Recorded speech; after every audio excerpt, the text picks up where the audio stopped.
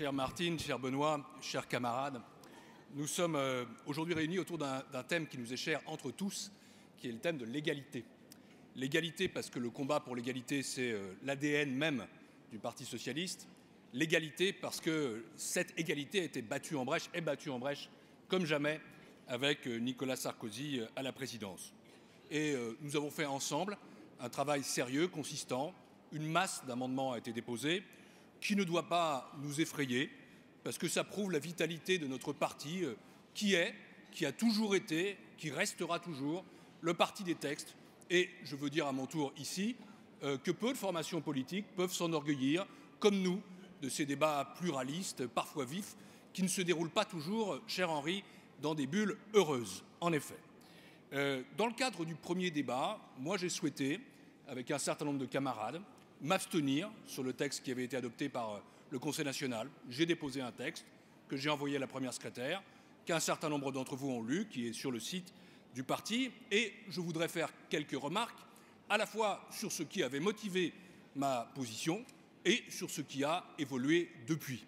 Et je le dis avec l'intention d'éviter je ne sais quel procès d'intention ou faux semblant. À l'époque, nous avions émis 3 réserves de 3 ordres sur le texte proposé au Conseil national: réserve sur la méthode, réserve sur crédibilité, responsabilité, réalisme, le mot qu'on voudra, et puis enfin, réserve sur la ligne directrice. Sur la méthode, j'ai moi-même, parce que Martine Aubry me l'a confié, assuré la coordination d'une convention nationale. Je connais la difficulté de l'exercice, et je veux donc saluer Benoît et tous les camarades qui ont produit pour celle-ci, celle qui nous occupe aujourd'hui, un gros travail qui est consistant, qui est dense et qui est de qualité. Mais, disons-le franchement, si nous n'avons pas voté le texte, c'est parce que le sentiment que nous avons eu, c'est que la concertation préalable et indispensable à l'élaboration d'une bonne synthèse n'avait pas été menée avec suffisamment, je cherche les bons mots, d'énergie ou de soin. Et j'ai lu ici et là que ceux qui se sont abstenus, et encore récemment, l'avaient fait au nom de je ne sais quelle posture ou parce que c'était une fenêtre de tir pour je ne sais quelle primaire. Je n'accepte pas ce procès-là. Je pense que nous sommes un parti qui n'a pas à avoir peur du débat, qu'il n'a pas à avoir peur du vote, qu'il n'a pas à avoir peur des contradictions, et que quand des camarades émettent des réserves, c'est aussi, ça peut arriver, qu'ils ne sont pas intégralement d'accord.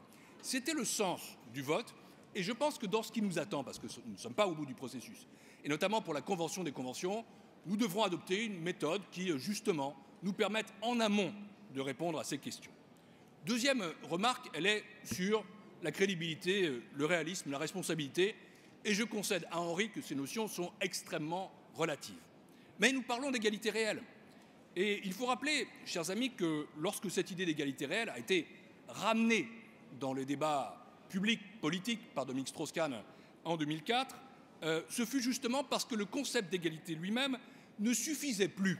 Alors, Benoît, c'est vrai, Marx en avait parlé avant, et il disait un droit inégal pour un travail inégal pour critiquer cela.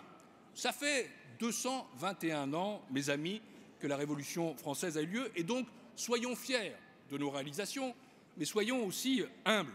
Les inégalités en France sont puissantes, elles sont nombreuses, et si notre horizon ne change pas, il ne faut pas que nous promettions un grand soir de l'égalité, ce qui n'est d'ailleurs pas ce qui est fait dans le texte.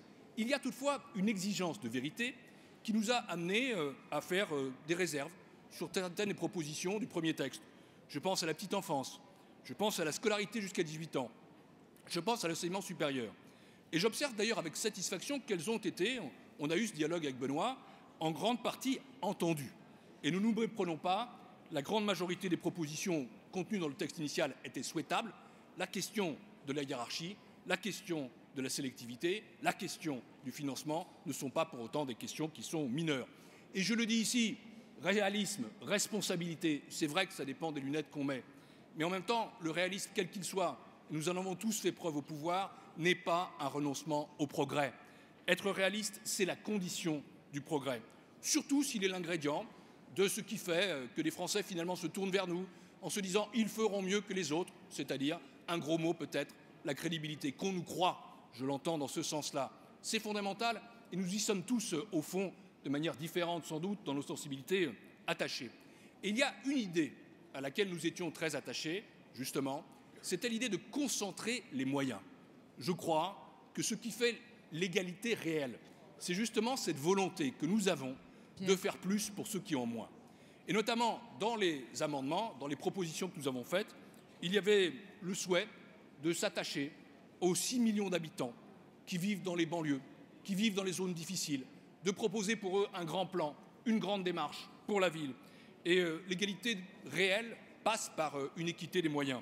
Pierre, investissement massif dans les infrastructures, je termine dans quelques secondes, si tu permets, et puis aussi exonération de cotisations sociales ciblées sur certains publics, péréquation nationale sur le modèle du fonds qui a été élaboré en France. Enfin, nous avions des différences sur la ligne directrice. Je les résume d'un mot. Elles concernent la place de l'individu. L'individu, ce n'est pas un gros mot pour les socialismes, même si l'individualisme n'est pas notre tasse de thé. Et un socialisme de l'émancipation, un socialisme qui donne à chacun les moyens de se réaliser, c'est celui que nous voulons. Alors, ces remarques étant faites, et je conclus, chère Laurence, que dire du texte qui nous est soumis aujourd'hui, qui n'est pas le même?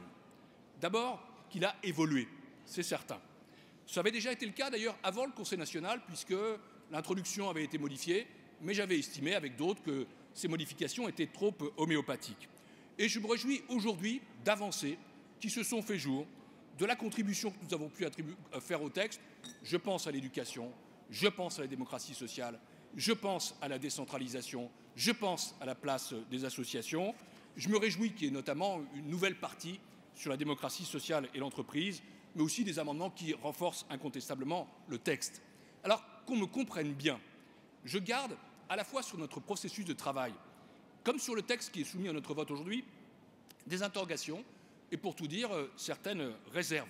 Je pense que nous n'avons pas encore trouvé le point d'équilibre entre l'État et la société, entre l'individuel et le collectif. Nous avons ajouté des éléments, mais il y a encore un sentiment de juxtaposition. Et le travail de cohérence, il reste encore à faire, nous le savons tous. C'est l'objet de la Convention des conventions. Benoît, tu demandais si c'était une feuille de route et une boîte à outils. Ce n'est pas tout à fait une feuille de route, parce que le candidat, avec d'ailleurs le parti, devra définir lui-même le chemin. C'est une boîte à outils dont le contenu s'est amélioré, mais c'est au moment de la convention finale que nous devrons mettre tout ça ensemble et assembler l'édifice. Je crois que nous devons le faire dans des conditions un peu différentes. Je sais que Martine y est sensible et j'approuve cela. En attendant, ces réserves étant faites, et elles sont sérieuses, mais parce que la discussion menée depuis le Conseil national n'a pas été vaine, n'a pas été infructueuse, parce que je souhaite que le parti se retrouve et parce que je pense que l'égalité est une cause qui le mérite bien, nous voterons pour ce texte parce qu'il a été modifié. Je vous remercie. Merci Pierre.